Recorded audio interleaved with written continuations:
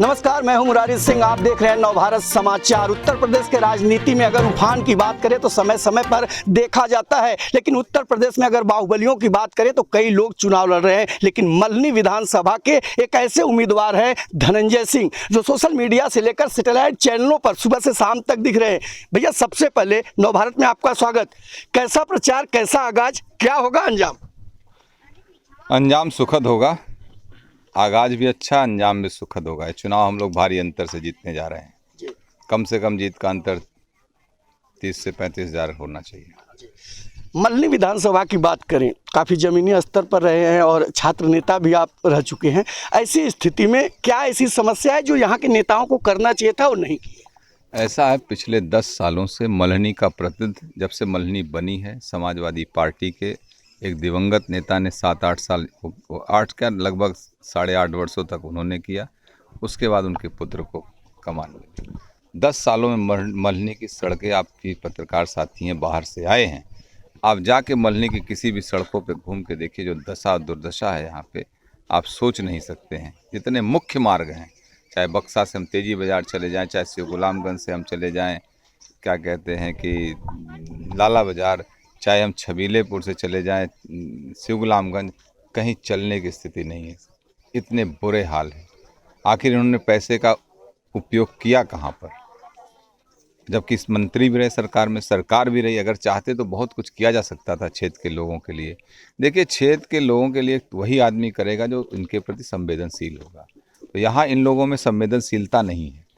Party और जात के नाम पर चुनाव जीत जाते हैं, इसलिए वो जनता को जो है वोट समझते हैं, जनता की पीड़ा को नहीं समझते हैं। लोगों की पीड़ा को उनको समझना चाहिए, गरीब आदमी की पीड़ा को समझना चाहिए। वो सब नहीं करते हैं। और आज के वर्तमान समय में दलों का भी यही हाल हो गया है कि वो लोग कम से कम जिनको चुनाव में टिकट दें, कम से कम उनको ट्रेनिंग दें कि हाँ, जनता के प्रति कैसे व्यवहार रखा जाता है। आपसे जानना चाहेंगे, अगर मगर छोड़िए, आप जीत कर आ रहे हैं, प्रथम प्राथमिकता किस काम को?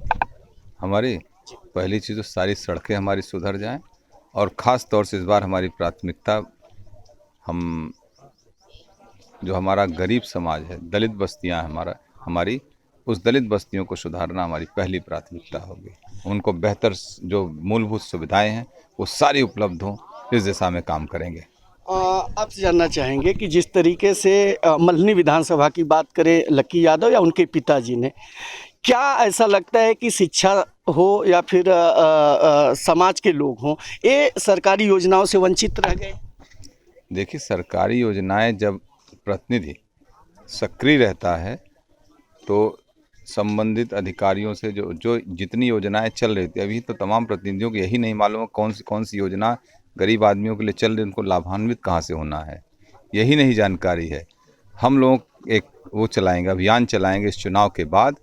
सरकार जनता के द्वार, बीडीओ आएंगे, हम गांव-गांव कैंप लगवाएंगे बीडीओ के साथ, सेक्रेटरी के साथ, ताकि जो यहाँ पेंशन की समस्या, आवास की समस्या है, जो भी समस्या, जो सुविधाएं हमारी दी जाए, शौचालय हो, जितनी सुविधाएं हैं वो सुविधाएं हम लोग गांव में आए अधिकारी और एक साथ उसका कर ले, मूल्यांकन कर ले, जो करने लायक है उसको प्राथमिकता के आधार पर सबका समाधान किया जाए। आखिरी सवाल आपसे करना चाहेंगे कि पिछले 10-15 दिन के अगर आपकी रिपोर्ट को देखा जाए तो आप सपा और अखिलेश को लेकर आक्रामक हैं, जबकि बीजेपी और योगी सरकार के ऊपर कोई तंज कसते हुए दिखाई नहीं दे रहा। देखिए, मैं अखिलेश के ऊपर नहीं, अखिलेश जी के ऊपर मैं नहीं आक्रामक हूँ। मैं समाजवादी पार्टी के प्रति आक्रामक हूँ।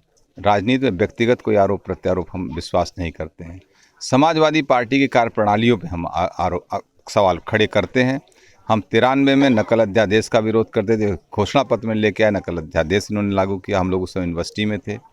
स्टेट गेस्ट हाउस कांड जिस तरीके समाजवादी पार्टी ने किया, बहन मायावती जी की प्रयास किया कि उनकी हत्या हो जाए स्टेट गेस्ट हाउस कांड में, ये लोकतंत्र के लिए सबसे काला दिन था। उसके बाद जब इनकी 3 से फिर 7 में सरकार बनती है, 3 विधायकों की हत्या हो जाती है, राष्ट्रीय अध्यक्ष एक पार्टी के धरने पे बैठते हैं, उसके बाद 16 दिन धरना चलता है काशी में, फिर भी सीबीआई इंक्वायरी आप नहीं करते हैं, बचाते रहते हैं अपने पार्टी के लोगों को, जिन लोगों ने एक विधायक की हत्या की थी। बाद में कोर्ट के हस्तक्षेप के बाद वो सीबीआई इंक्वायरी होती है। तो इन सब बातों का मेरा विरोध है। जब फिर 12 से 17 फिर सरकार बनी, यूपी पब्लिक सर्विस कमीशन के ऊपर तमाम सवाल खड़े हुए। आपने यूपी पब्लिक सर्विस कमीशन के चेयरमैन को नहीं हटाया, उनके साथ खड़े रहे। सजाती होने के नाते बात इस बात का विरोध है समाजवादी पार्टी का। एक जात आपने पट्टा नहीं करा लिया है, एक जात बदनाम हो रही है। यादवों के ऊपर से समाज में और लोगों का विश्वास उठने लग जाता है। क्या यादव सिर्फ समाजवादी पार्टी ने पट्टा किया है? क्या अन्य दलों में यादव नहीं है? मतलब ये माना जाए कि आप जीत कर आएंगे तो मोदी और योगी की विचारधाराओं के साथ आगे जाएंगे? हमारी अपनी स्वयं की विचारधारा है, राष्ट्र और समाज के बेहतर करने के लिए। जो उसके हमारे जो विचारधाराएं सम विचार के लोग होते हैं, व्यक्ति उसके साथ ही चलता। और एक चीज़ हम और आपको बता दें, हम जेडीयू से चुनाव लड़ रहे हैं। जेडीयू जो है केंद्र में भी भारतीय जनता पार्टी के साथ सहयोगी है, और बिहार में भी नीतीश कुमार जी हमारे नेता मुख्यमंत्री हैं, और भारतीय जनता पार्टी वहाँ सहयोग कर रही है हमारा। बहुत बहुत धन्यवाद सर। तो हमारे साथ बाहुबली धनंजय सिंह थे, जिन्होंने साफ तौर पर कहा है कि युद्ध नहीं, अब रण होगा, संघर्ष बड़ा भीषण होगा। और इलाके की बात करें तो स्लम का इलाका हो या फिर शहरी इलाका हो, जहां पर इनके लोग हैं वो ज़मीनी स्तर पर जुड़े हैं। देखना ये होगा कि जब 10 तारीख को जब परिणाम आएगा तो लोग कहाँ होंगे। उत्तर प्रदेश से नवभारत समाचार के लिए मुरारी सिंह। और बहुत तेजी से काम है। तोरे पास है ट्रिपल इंजन के सरकार है, 9 MLC रही है, विधायक रहा, जिला पंचायत अध्यक्ष रहे, इतनी लाइन लगी रहे तो सब बिना इतने ज्यादा क्यों कतो मिलबे न करे क्यों काम करे बिना जितना हमरे सबके लगे मिली है तो है।